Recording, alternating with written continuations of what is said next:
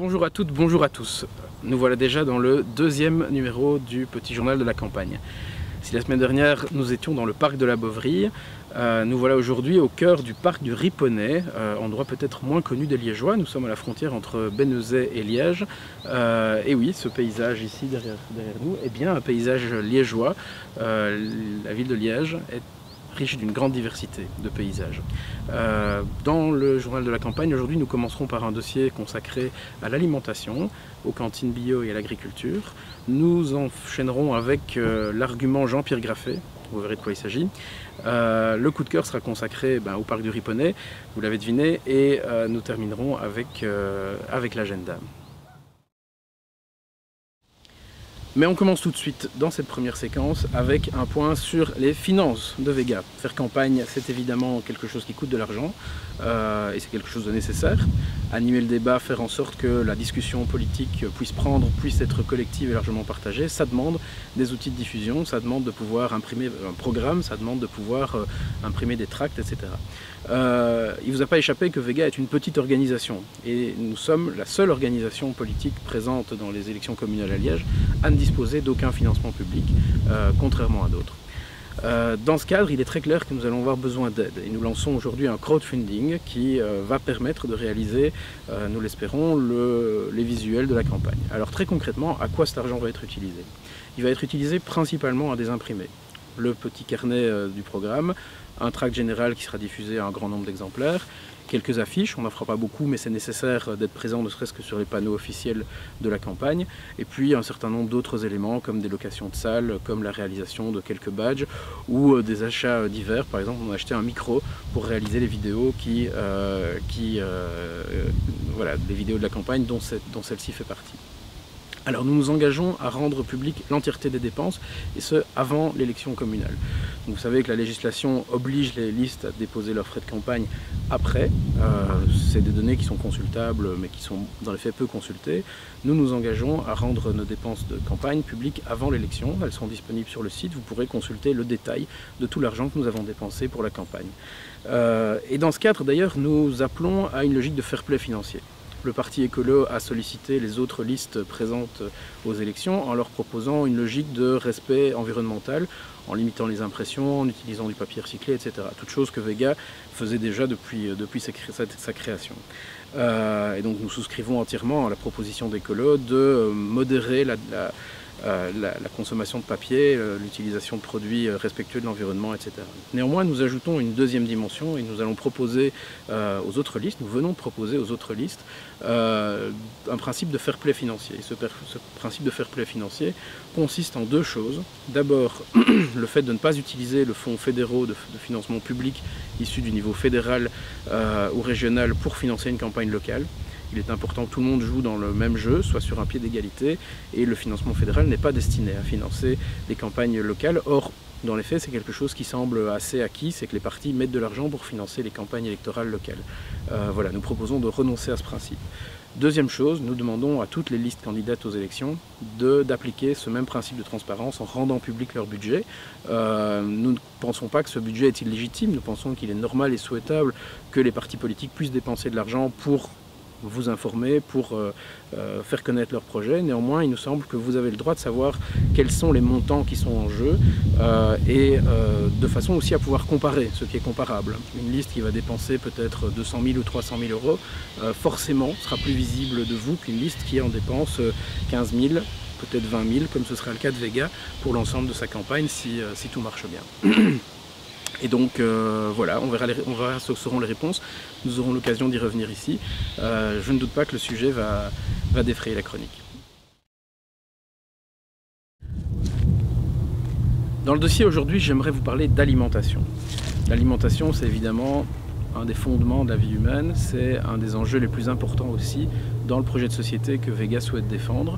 Et l'alimentation, c'est un enjeu très transversal qui concerne la santé de chacun d'entre nous, qui concerne aussi l'agriculture, la façon de produire, la façon d'échanger. Le modèle aujourd'hui n'est pas satisfaisant. Nous sommes largement dépendants de filières de production d'alimentation qui sont peu respectueuses à la fois de la santé de leurs consommateurs, mais aussi de celle de leurs producteurs et de façon générale de la planète. Les choses doivent évoluer. Bien sûr, la ville de Liège n'est pas compétente et les communes de façon générale ne sont pas compétentes pour l'agriculture.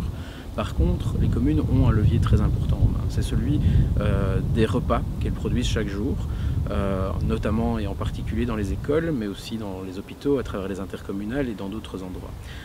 Nous souhaitons utiliser ce levier pour à la fois améliorer la santé de tout un chacun, en particulier des enfants, mais aussi comme une façon de soutenir notamment la transition ici, en soutenant des agriculteurs locaux, en soutenant la production locale et notamment la production bio.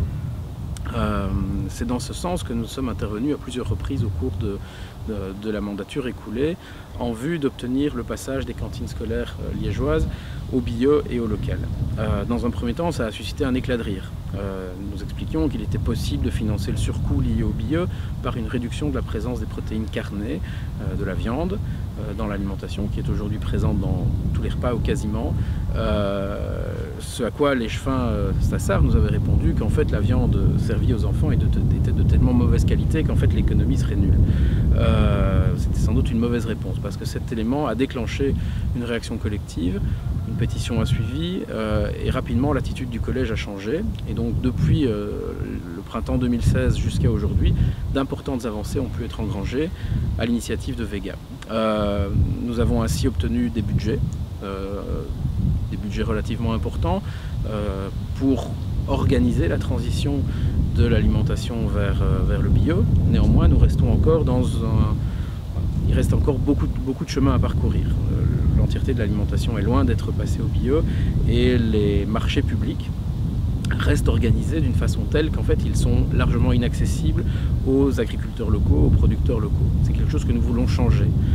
Nous voulons le changer de façon globale en ayant une approche différente de la loi sur les marchés publics, qui à notre avis doivent permettre aux acheteurs publics, aux gens qui gèrent des cuisines publiques, de s'alimenter plus directement sur le marché et moins par des procédures administratives très lourdes.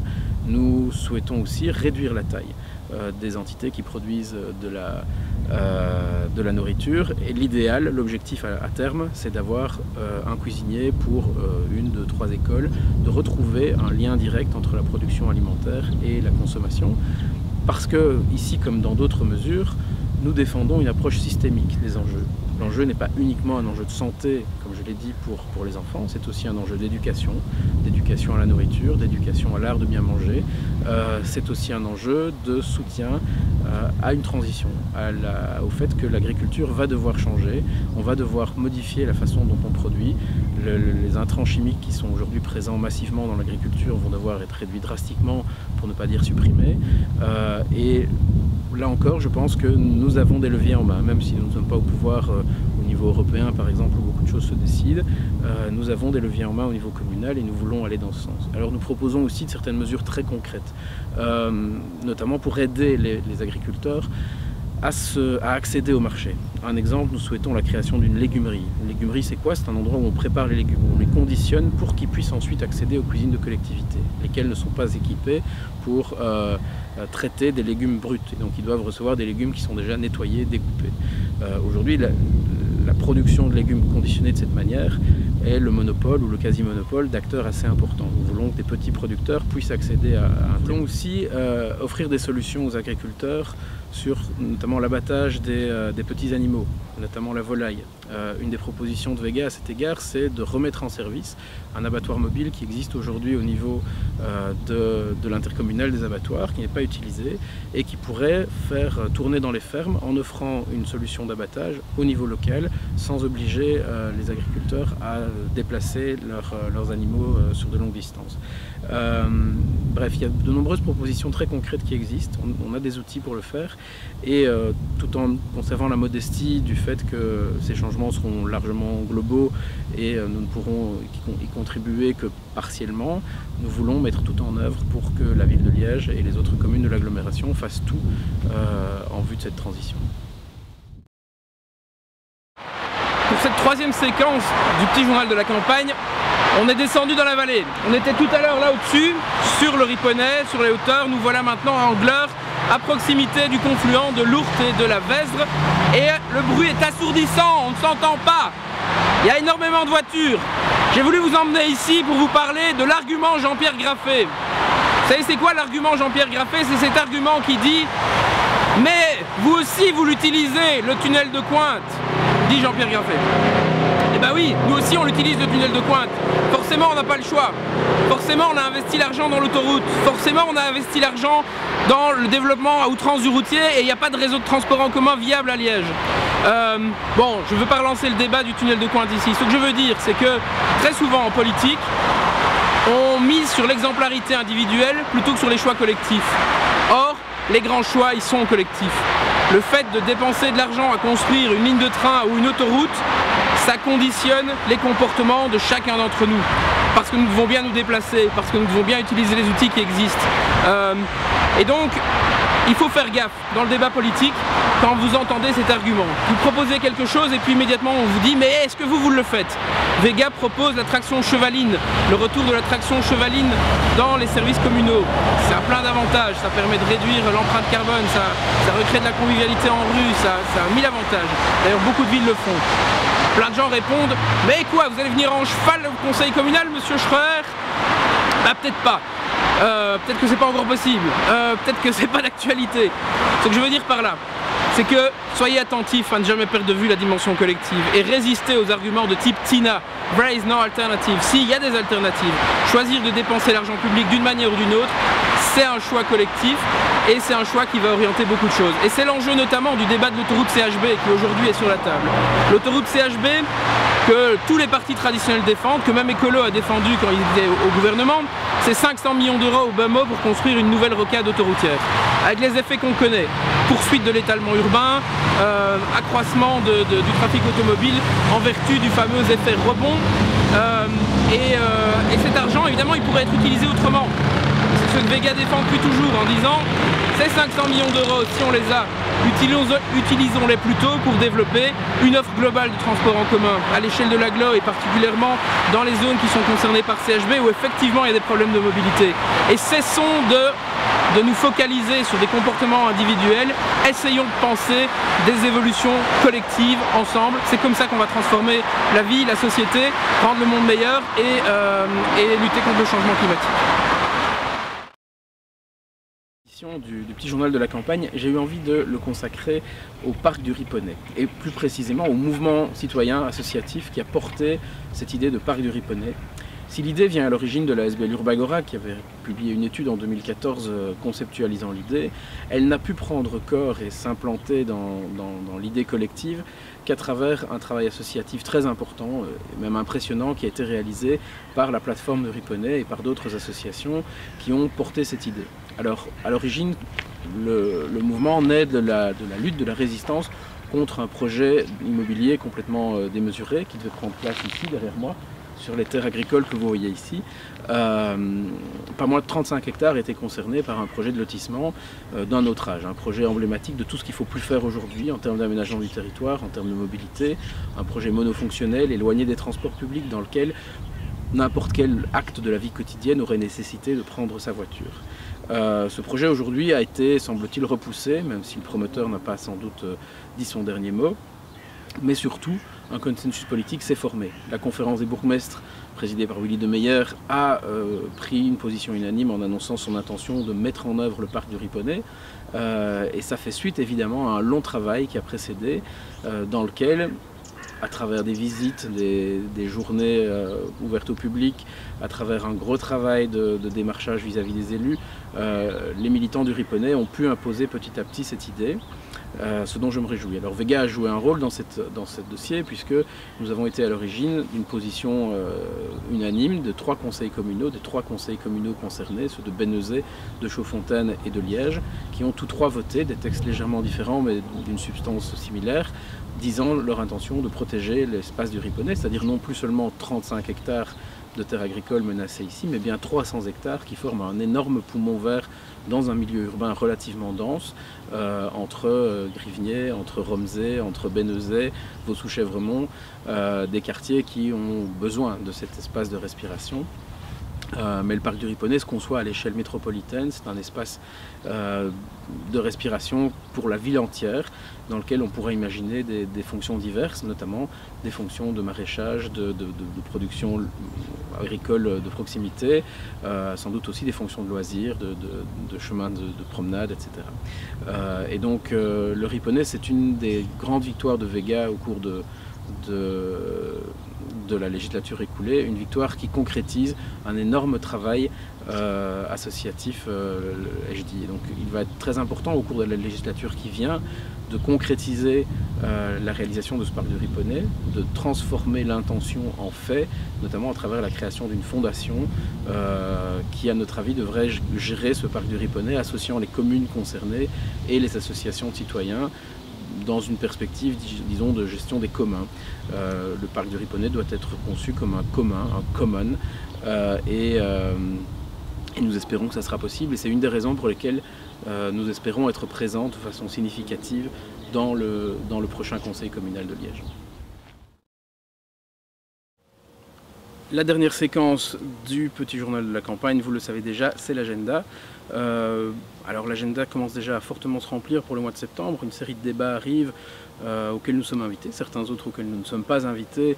Et nous allons tenter d'obtenir des organisateurs qu'ils invitent Vega, parce que Vega répond à toutes les caractéristiques qui devraient justifier une invitation. Mais dans l'immédiat, la date clé pour la coopérative politique Vega, c'est bien sûr ce samedi 25 août. Pendant toute la journée, à la Bovry, au sport nautique et sur une péniche à marée à proximité, nous allons faire notre rentrée politique. Cette rentrée politique, ce sera principalement des conférences et des débats, des moments d'échange, de réflexion. Ça se terminera par un meeting politique en fin de journée. Alors vous êtes invités toutes et tous, c'est gratuit. Seuls les repas sont payants, vous les prenez si vous voulez. On offre un petit déjeuner, enfin on propose un petit déjeuner à partir de 9 h du matin. Et puis toute la journée, les conférences vont s'enchaîner. On terminera vers 18 h avec le meeting. Voilà, les thèmes qui seront abordés, ce sera le matin une grande conférence sur les communes face à la précarisation. Thème très transversal s'il en est, où on a à la fois l'action du CPS qui est questionnée, on a la politique du logement, on a la politique de l'action sociale de façon plus générale. Et puis peut-être aussi la question du projet économique, dont on parlera d'ailleurs d'ici une semaine ou deux. Quel projet économique pour lutter face à cette inflation des mini-jobs, cette inflation de la précarité, cette logique aujourd'hui qui veut que l'on coupe le travail en petits morceaux. Toutes ces questions-là seront questionnées dans leur perspective communale pour la matinée. L'après-midi, deux grandes conférences. La première sera consacrée à la question de la démocratie. Quels outils Vega souhaite mettre en place et quelles sont les possibilités qui existent pour rendre la parole aux citoyens, pour augmenter le pouvoir collectif sur le devenir commun. On parlera de consultations populaires, on parlera de conseils de quartier, on parlera de toute une série d'initiatives et d'outils qui sont à disposition et qui peuvent servir à renforcer la démocratie locale. La dernière des trois grandes conférences de la journée sera consacrée à la question de l'espace public. Nous pensons qu'il faut développer à Liège une culture de l'espace public, que cette culture de l'espace public va avoir de multiples conséquences, non seulement sur la qualité de vie, sur l'agrément à vivre en ville, mais aussi sur des choses aussi concrètes, aussi triviales que la sécurité ou la propreté. Nous pensons que repenser une culture de l'espace public, c'est ramener beaucoup d'entre nous à fréquenter l'espace public, à en faire un lieu où on se pose, où on lit un bouquin, où on va avec des enfants plus volontiers qu'aujourd'hui, et partant à organiser une forme de contrôle social qui permet de limiter fortement les incivilités qui aujourd'hui peuvent pourrir la vie d'un certain nombre de gens dans un certain nombre de quartiers.